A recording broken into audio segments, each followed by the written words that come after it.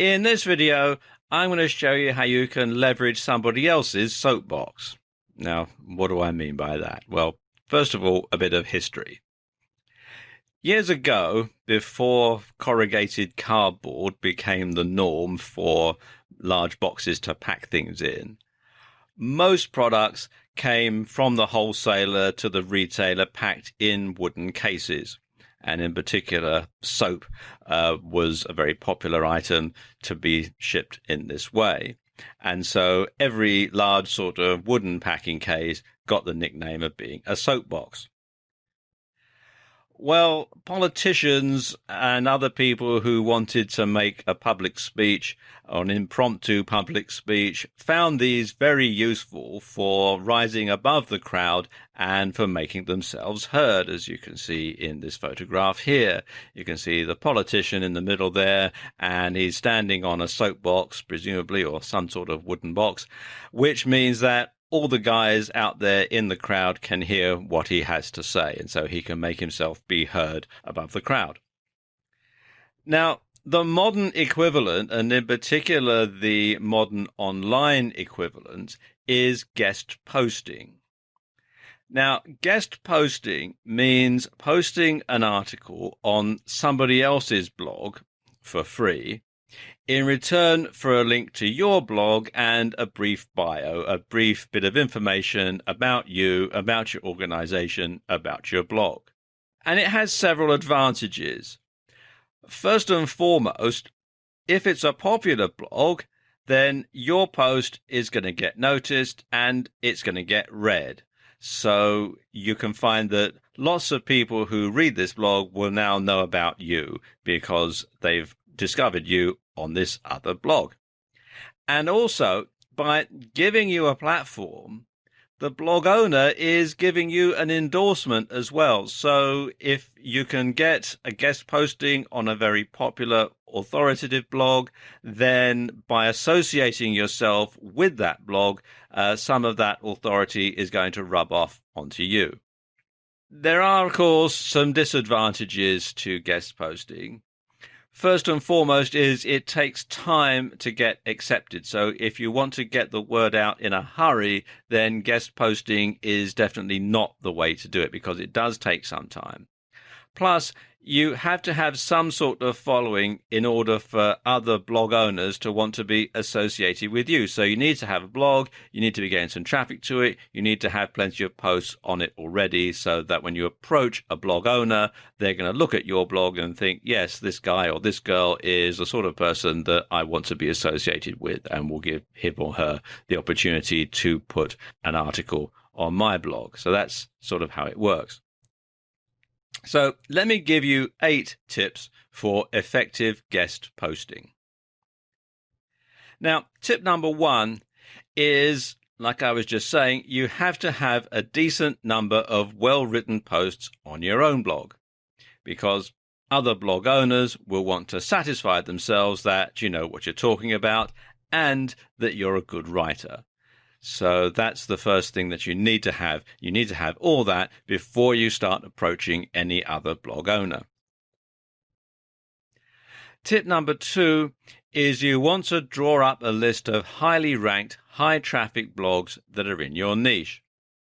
So you want to do a search in Google or one of the other search engines for blogs in your niche, and you want to read through them. You want to look at what they've got on there. You want to see that they're the sort of blogs that you would like to be associated with, and then draw up a list. And once you've got your list drawn up, you want to start at the bottom of the list and work your way up to the top. Now, the reason that I say this is if you rank the list in order, obviously the blog that you really want to get your guest post on is going to be at the top. But the chances of you actually approaching somebody first time out of the blue and being accepted are fairly low.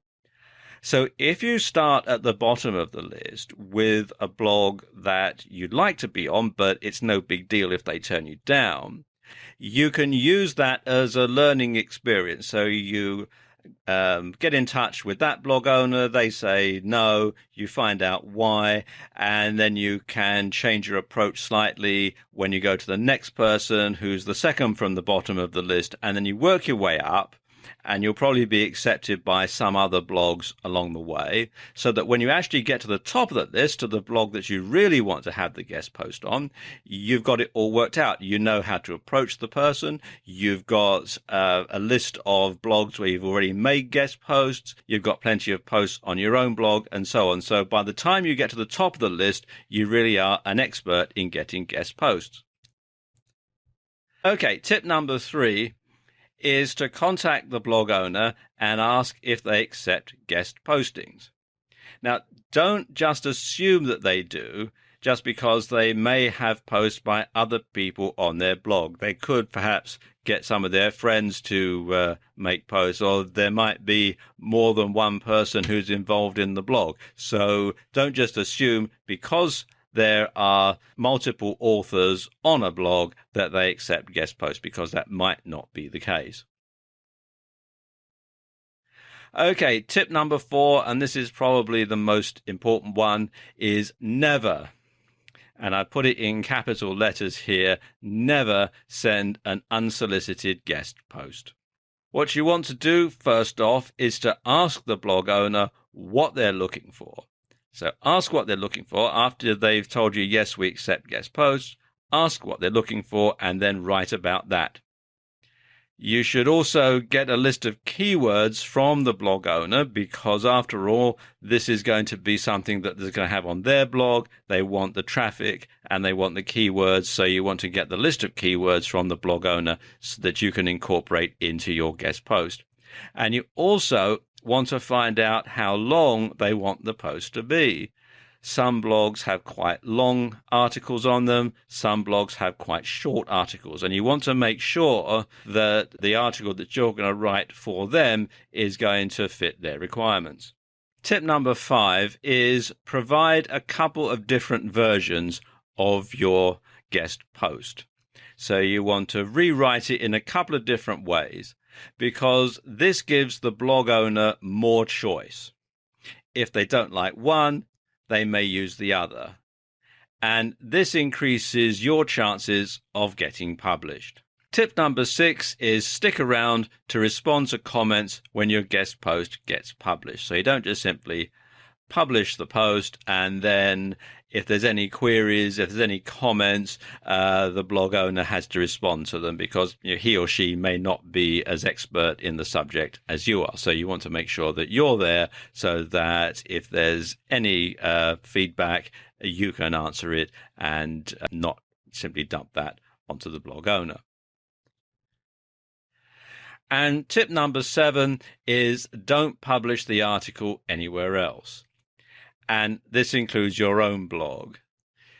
Because sadly, these days, duplicated content gets slapped down by Google, and it's not going to do you any favors, and it's certainly not going to do the blog owner any favors. So if you write an article and then you put it on your own blog as well, and neither of them show up in the search engines, it's not going to do either of you any favors. And finally, you want to thank the blog owner.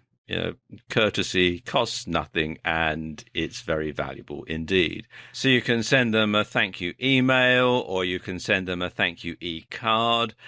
And also something else that you can do is offer to reciprocate and publish a guest post on your own blog. After all, if the person who's writing the blog that you put the guest post on is a good writer and they've got a good following, then having a guest post from them on your blog is actually going to do you a lot of favors as well. So there you go. That's how you can leverage somebody else's virtual soapbox and be heard.